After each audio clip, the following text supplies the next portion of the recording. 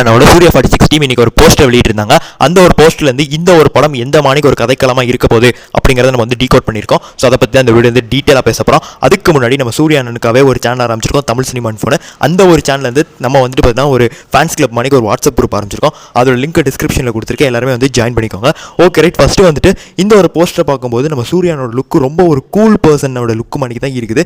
So ஏங்கன்னா shooting வந்துட்டு 9ஆம் தேதி ஆரம்பிக்கும் போது இவங்க அதுக்கு வந்து பார்த்தீங்கன்னா நாங்கள் ஷூட்டிங் ஆரம்பித்து சிறப்பாக போயிட்டு இருக்கு அப்படிங்கிறத தெரிவிக்கிறதுக்கு தான் போஸ்டர் வந்துட்டு கொடுத்துருக்காங்க. ஆனால் இந்த ஒரு போஸ்டரில் சூர்யானோட லுக்கை பார்க்கும்போது இது வந்துட்டு ஒரு ஆக்ஷன் ஃபிலிம் கிடையாது. லக்கி பாஸ்கர் மாணிக்கு ஒன் ஆஃப் த டெக்னிக்கலான ஒரு ஃபிலிம் அப்படிங்கிறத நம்மளால் தெளிவாக புரிஞ்சிக்க முடியுது.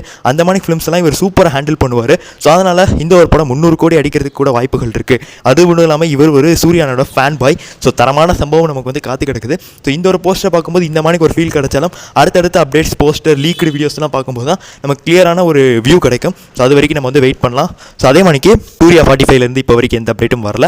ஸோ ஜூலை 23லேருந்து அப்டேட்ஸ் வரும் சூர்யானோட பர்த்டே. ஸோ அதே மணிக்கு வாடிவாசல் ட்ராப்டுங்கிற மணிக்கு நியூஸஸ் வந்துட்டு இருக்கு. அது எல்லாமே அஃபிஷியலான ஒரு ஃபேக்கு. ஸோ நவம்பர் மாதம் வாடிவாசல் இருக்குது. நன்றி, வணக்கம்.